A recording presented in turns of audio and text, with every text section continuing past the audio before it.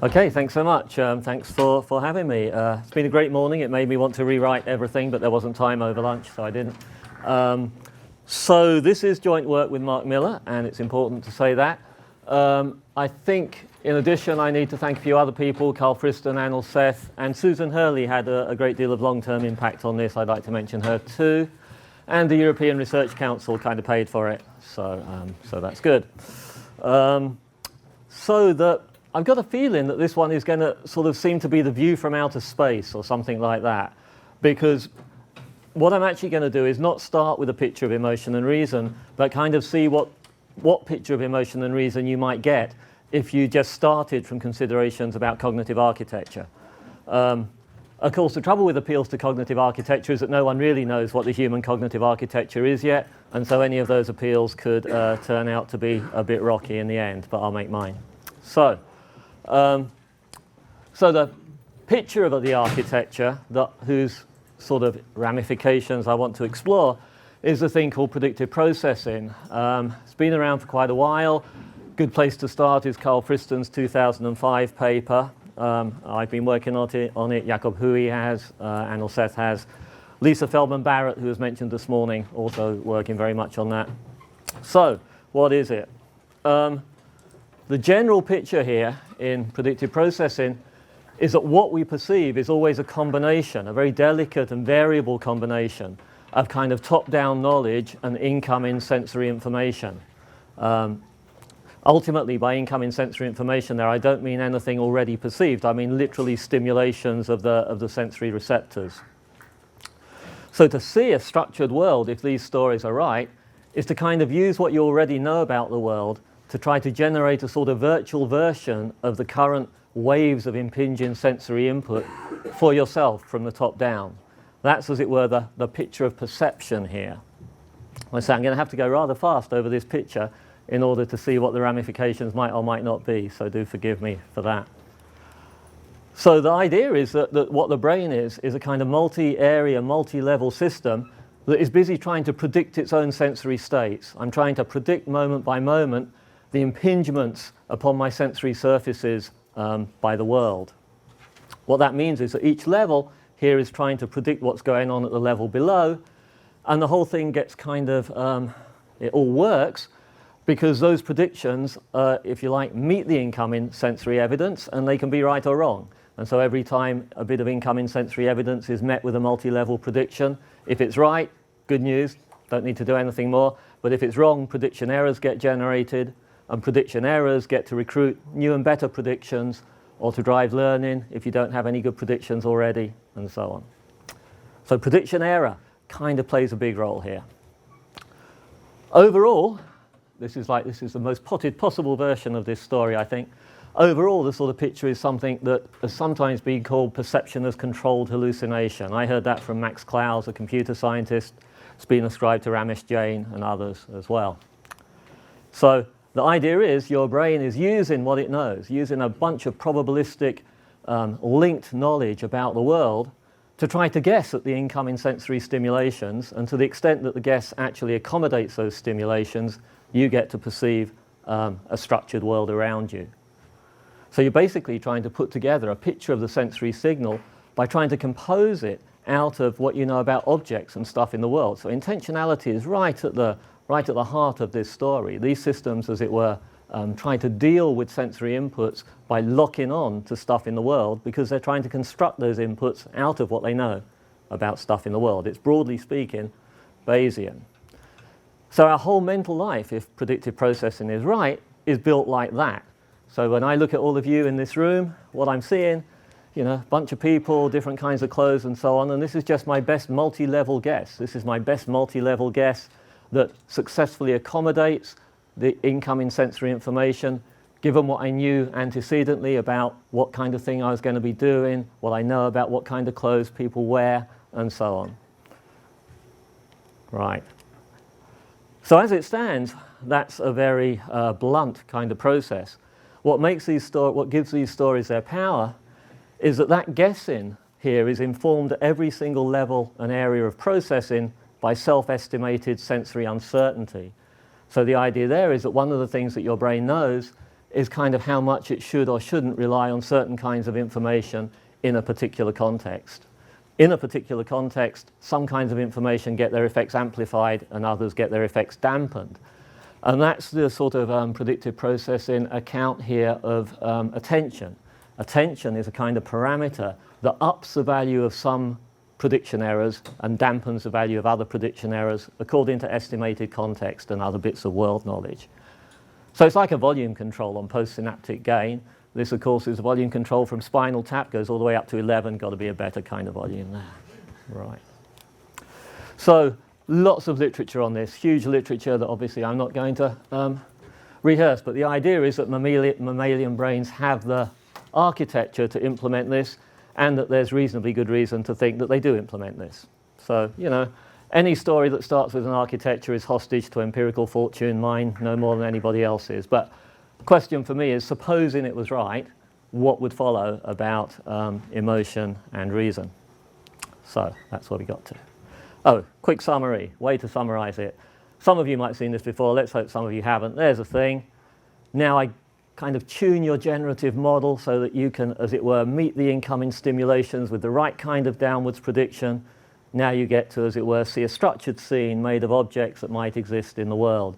So the idea is that I've sort of tuned your knowledge of the world so that now you can meet the incoming sensory stimulation with apt prediction. And that's what it is to encounter a structured world in perception, if these stories are right.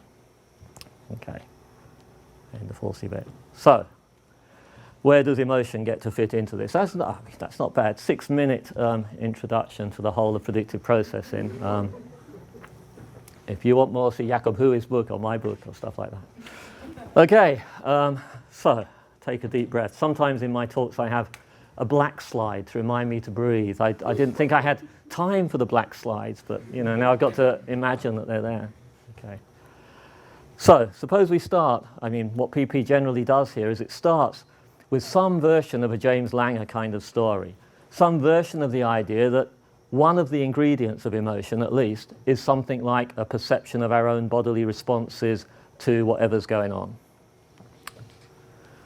So the idea in James, of course, in some contemporary versions, is that your interoceptive, sort of inward-looking perception, pick up on your bodily changes characteristic of something like fear, is an important ingredient in the feeling of fear. Helps give it in some way its particular kind of embodied, visceral sort of flavour.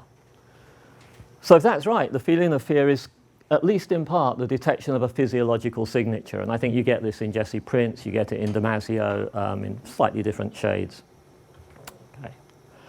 So as it stands, it obviously isn't quite right, because as someone I think was mentioning this morning, might have been Cecilia, anyway, someone did, it sort of suggests that there might be a one-to-one mapping between different emotional states and these physiological signatures. But it doesn't look like we find one-to-one mappings like that. There's a lot of counter-evidence for that. I won't go into the counter-evidence, but I think it seems fairly intuitive that we've got a sort of wider range of emotional states and feelings than perhaps we have brute physiological profiles at some level. So responses to that kind of worry have typically moved people to something like a two-factor theory. This, I think, you know, I don't know the Geneva story properly, but I'm guessing they got a kind of two-factor theory, something like that going on. Anyway, Geneva will tell me. But the idea there is that these subjective feeling states are kind of hybrid states. They involve both the bodily, pick up on a bodily signature, plus a kind of appraisal of that signature. You know, what's that signature mean for me now? What I think PP will suggest is something different, something a lot closer to a one-factor theory. So I'll look at that and then a few implications. So there's a very basic move in PP here. Lots of people make it. The idea is that basically it's a bag of evidence. The idea is that the interoceptive stuff is evidence for what might be out there in the world and how things might be in the world. And the extraceptive information from vision and sight and so on is more evidence. And what you know about the world sets up your priors for how you should deal with all that kind of evidence. And your current estimations of what information is reliable nuances that. That's the precision parameter here.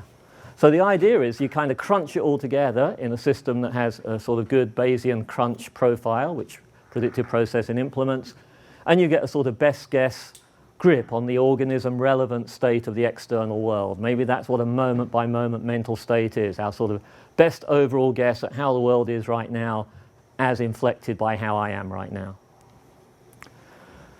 So there's that thought. It's all interacting streams of evidence, crunch them together with prior knowledge, reveal the organism-relevant state of affairs. Lots of examples of this in the literature. I'll take the one from Lisa Feldman Barrett. There's a lot. This one's perhaps just quick. Idea there is, suppose you're a police officer in a tough neighborhood and you see someone in a dark alley getting out their cell phone. It's possible that because you've got all kinds of societal associations with dark alleyways in that neighborhood, that you've got this whole bunch of kind of fearful interoceptive evidence which kind of gets into the Bayesian crunch there, and it gives you a kind of it gives a push to the hypothesis that that thing that is being got out the pocket is a gun instead of a cell phone. The kind of picture that Lisa Feldman Barrett and others are suggesting here is that in some of these cases what's generated is a percept as of a gun. It's not that you have a kind of fuzzy percept and then because of the interoceptive evidence you judge that that's a gun. Instead, the interoceptive evidence gets right in. It's part of the process that yields a percept that might be perfectly clear, and it looks like a gun. So it might be an explanation of some cases of so-called shooter bias. So it's important here that, you might say, well, why does the interoceptive evidence do that kind of stuff? Normally, interoceptive evidence is good evidence. Normally, interoceptive evidence is stuff that we know with great certainty. I mean, after all, it's here, it's coming to me. A bit like perception. It is perception, just inward perception. And so it's accorded high. So it gets to make a sort of slightly well-weighted contribution. And, that's just anecdotal, but there are lots more controlled studies too, cases where you can do stuff like manipulate people's estimations of the speed of their own heart rate, so make them think that their heart is beating quicker than it's actually beating. And if you do that, then under those conditions, faces that would otherwise be judged as neutral are judged as, for example, aggressive or something like that. So a neutral face can be perceived as an angry face if you're fooled into thinking your heart is beating faster than it is. Okay. So those are all cases where adding in sort of highly weighted interoceptive information makes us get things wrong. But typically, I think, interoceptive information is good information, so we want to sort of ask what's the kind of typical functional case where this is good stuff. And I think sports play is a good place to start here. What a good tennis player needs to predict moment by moment is very delicately geared to a whole lot of stuff. Some of that stuff is what the opponent is doing. Some of that stuff is what you yourself are trying to do. But a lot of it is stuff about your own bodily state, your own energy level, your own sort of, levels of aggression perhaps, levels of, levels of desire of one kind or another. Also assessments of your court position, your stroke-making ability, strategic stuff. So all kinds of stuff is getting into the pot. And it looks like that's exactly what you want to play tennis well. You want all that stuff to get into the pot and make a difference. You'd be a very poor tennis player if you weren't taking account of your own bodily information right now as you played the game. So that's what PP delivers. That, I think, is the reason why, in evolutionary terms, this stuff is all getting crunched together like that. So what the crunch reveals, I think, is a world that is made of affordances. It's all about opportunities for action. So we're kind of locked into our own states of action readiness by this interoceptive information, what I'm about to do in the world, what I'm ready to do. And I think that means that this is, in that sense, permeated by affect, because there's pretty good reason to think that emotion and action readiness are rather closely linked. That sort of being ready to jump into a situation and do so-and-so, that sort of information, very tightly, maybe even conceptually identical with emotion. So for a lot more on that picture, you can see my stuff with Mark Miller there and a bunch of other stuff. So what I want to do now in what's left, the remaining 15 minutes, is do something that me and Mark Miller don't do, which is going to actually make this even more the picture from outer space, the one that I think is going to be really, really hard to swallow. So, I mean, even I find this picture hard to swallow, but I'm going to have a go. So this is step 3, absorbing desire into prediction. So the thing with predictive processing is it's all about predictions. Every bit of your mental life is some construct built out of the mixture of incoming sensory evidence and top-down prediction. So I think there's no room in these architectures for emotion as distinctive cognitive kinds. Actually, I don't think there's room for belief as a distinctive cognitive kind either. So we're going to get to that picture. So how does that work? I mean, in one way it works because these are broadly Bayesian pictures, and so what they want to do is turn everything into some version of belief-based inference. But that notion of belief, I hope to show, is kind of itself permeated by something that we'd think of as more like emotion. Okay. So PP, I think, rejects this picture of emotion and desire and cognitive states in general as fundamentally different from that other kind of state, the belief-like kind of cognitive states. To see how that works, a good place to start. Well, it's there in. So what's being rejected here? Maybe I should say a word about that. I think what's being rejected here is that something like humane and distinct existences. The idea that beliefs are kind of one kind of thing, and desires, motivations are some other kind of thing, and that you need those two kinds of things to get together to bring about action. I think that picture's being rejected in favour of a picture in which predictions bring about actions. Okay, so how does that work? Basic idea is that action is about making the world conform to some of your predictions. So one thing that you do, the sort of more beliefy side here, is you want to find the predictions that best accommodate the sensory evidence.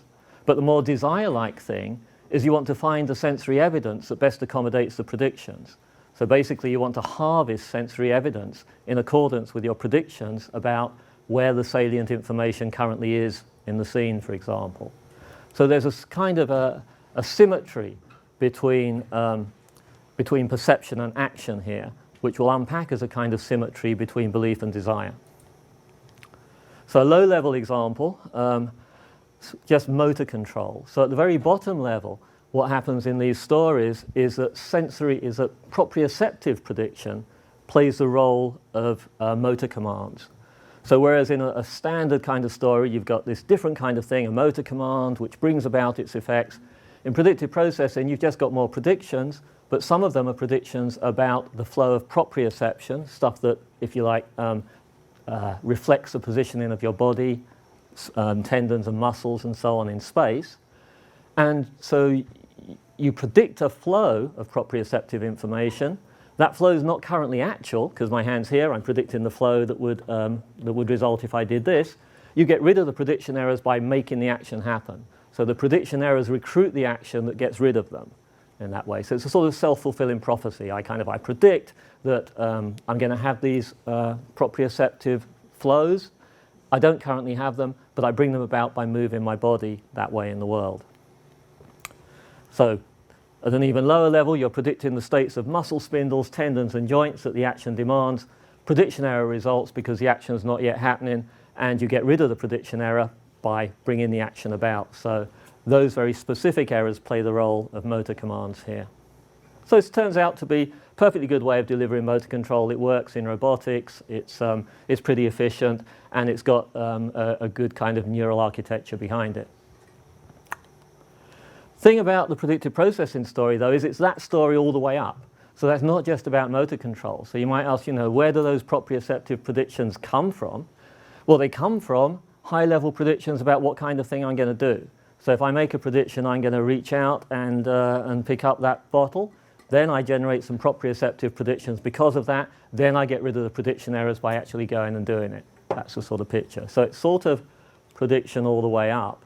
The picture you get is a picture of nested, they will say beliefs, I'll cast doubt on that a little bit in a minute, of nested beliefs that entrain actions by bringing about predicted sensory flows. So, I predict I'll meet you at 7 at the movie theatre. That yields some sub-predictions. I predict that I'll get the 6:30 bus.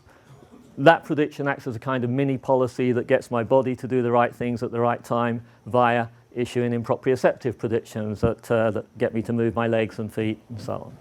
So it's that sort of picture. Kind of nested predictions that get to entrain actions because some of them are about proprioceptive stuff.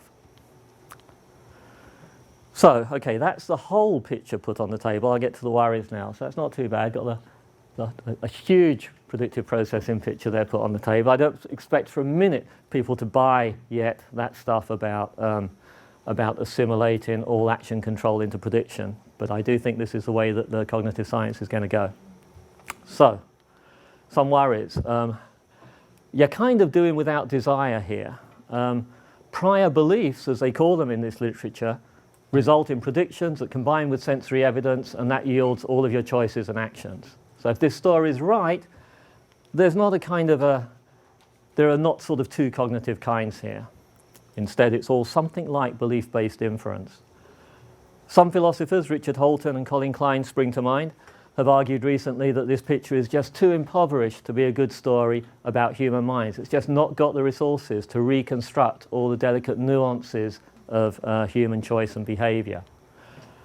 Part of their worry is kind of Humean. I think we'll be able to get rid of that bit. So the Humean worry is something like beliefs without motivations will be inert, just wouldn't make anything happen. I could believe anything about the world. If I don't have the right motivation, I won't do anything in particular.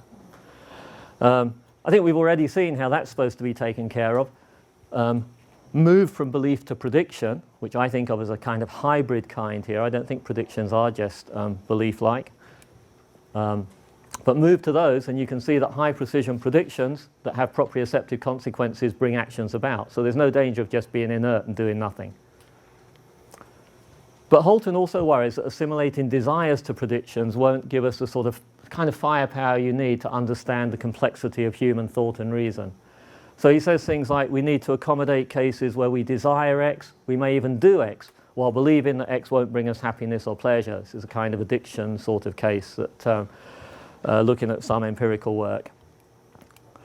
Thing is that there's a very, very simple and elegant way of taking care of those sorts of cases. What predictive processing does here is it incorporates predictions about the hedonic consequences of our own actions.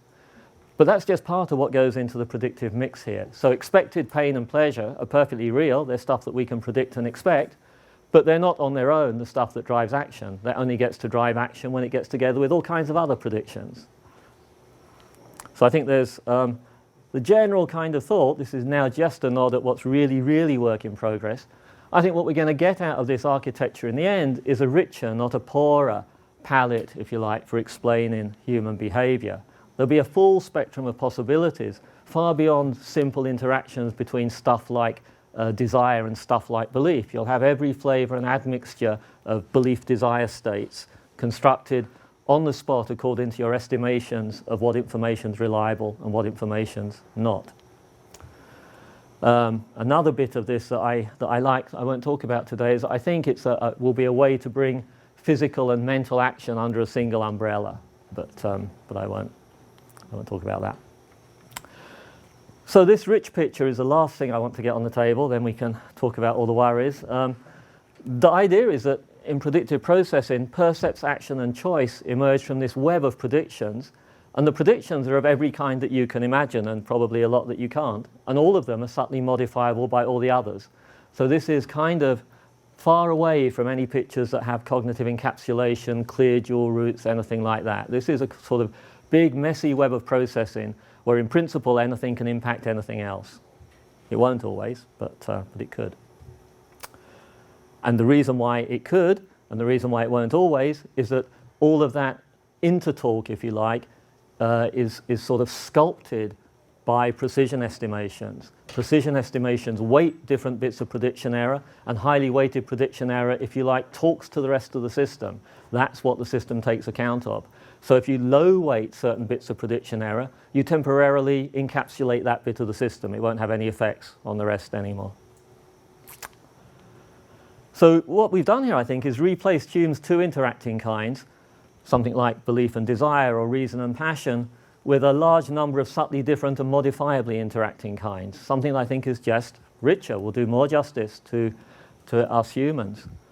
All the elements in this sort of story are a bit belief-like because they consist in predictions. If you ask yourself, is a prediction more like a belief or a desire? I guess it's more like a belief, if you're really going to have to go one way or the other. But since these predictions are also always poised to inform actions and bring about actions, they're kind of desire-like too. So emotions first. I pulled this off the website. It said neuroscientists have recently discovered the primacy of feelings and emotions over reasoning in our mental life. Emotions are now understood as a constitutive element of human rationality. And I want to say sort of yes to constitutive but no to primacy. Because if this kind of architectural picture is right, emotions aren't primary and they don't come first. Instead, it's kind of everything is sort of belief-like and everything is kind of emotion-like. So you might say it's something like emotions tied for first place, inextricably mixed with stuff a bit like belief. So there's a title to sell a grant on. Yeah. Thank you for the title. Two last quick issues. One is something about spreading the blame. If PP is right here, then our priors help construct our percepts. Some people, Susanna Siegel, point out that this is epistemologically interesting because it means that my percepts can't be relied upon to provide a sort of neutral bedrock for reasoning about what I should or shouldn't do. I think she's right about that. I could be functioning and reasoning perfectly well, end up with a belief well based on well-generated percepts, but be deceived by a bad training environment. So an environment in which my priors are, if you like, misleading. So there's a kind of epistemic failing here, but it's a failing, I think, of the environment, not the agent, and that's sort of thing that Susanna says towards the end of that book. So I think we should just accept that. Bad things happen to good reasoners who are properly guided by their own percepts and by their own emotionally inflected experiences. What that should do, I think, is make us just very, very alert to the importance of presenting the brains that are being trained, the agents that are being trained, with representative samples of the world. Or indeed, if you want to sort of push a kind of positive agenda of some kind, you might think we need to actively generate certain unrepresentative samples so as to install priors that will actually be better for the kind of society we want to live in.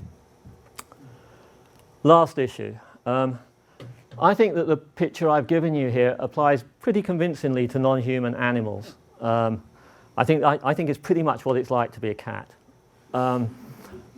But you can ask, what happens then when you command, maybe courtesy of language, a conceptual framework a bit like ours? In our conceptual framework, when we step back, do the sort of more second-ordery thing that Pascal was talking about, then we pull apart belief and desire.